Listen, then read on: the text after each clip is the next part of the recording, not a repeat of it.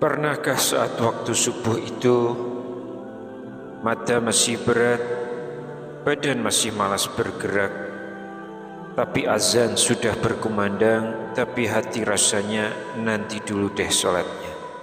Lalu pas berdiri untuk sholat, yang teringat cuma kulhu.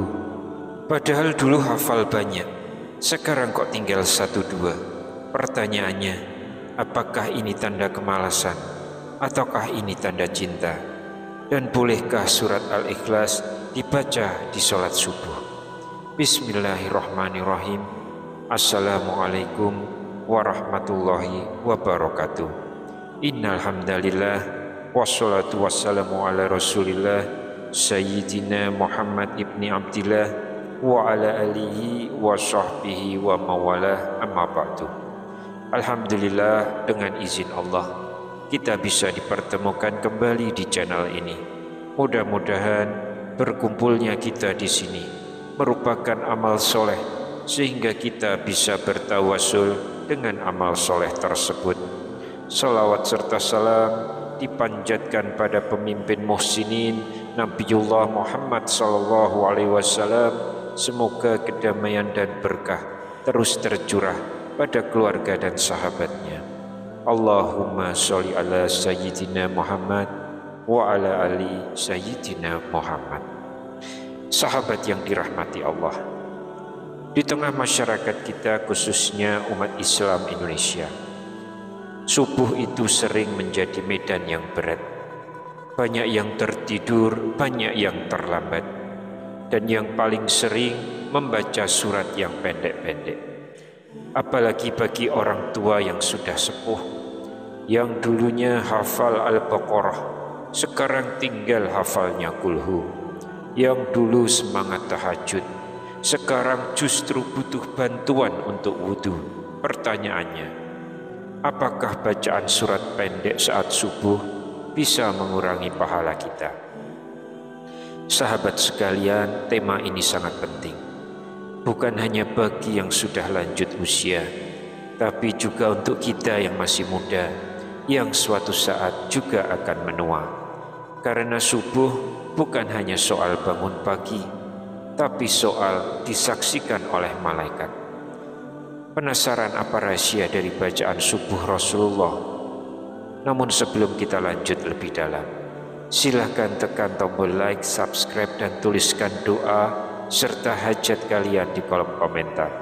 Semoga Allah mudahkan segala urusan dunia dan akhirat.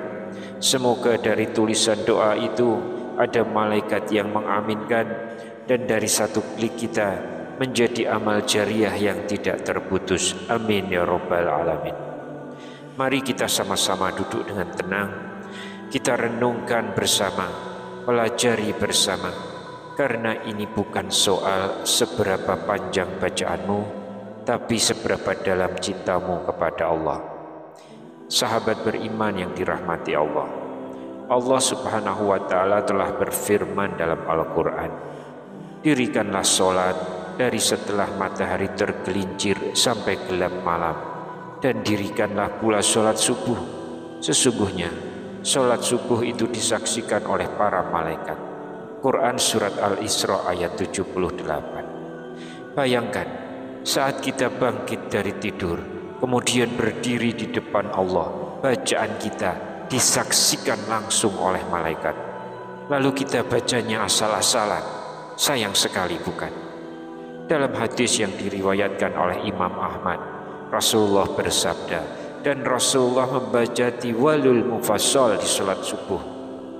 Tiwalul mufassal artinya surat-surat yang panjang dari juz 30 seperti Al-Waqiah, Qaf, At-Takwir, At-Tur, atau membaca Al-Baqarah ayat 136 atau Ali Imran ayat 64. Berarti Rasulullah menyukai membaca ayat yang panjang saat sholat subuh.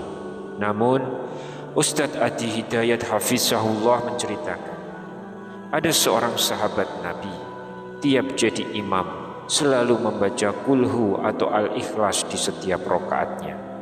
Para makmum merasa jenuh dan kemudian melapor ke Rasulullah. Rasulullah pun bertanya, kenapa kamu selalu membaca surat itu?" Sahabat itu menjawab, "Karena aku mencintai surat ini, karena mengandung sifat-sifat Allah." Apa kata Rasulullah? "Sampaikan kepadanya bahwa Allah mencintainya karena ia mencintainya." Hadis riwayat Bukhari dan Muslim. Masya Allah. Jadi bukan soal pendek panjang suratnya, tapi rasa cinta yang menghidupkan hati ketika membacanya. Qul huwallahu ahad, dialah Allah yang Maha Esa. Allahus Samad, Allah tempat bergantung segala sesuatu.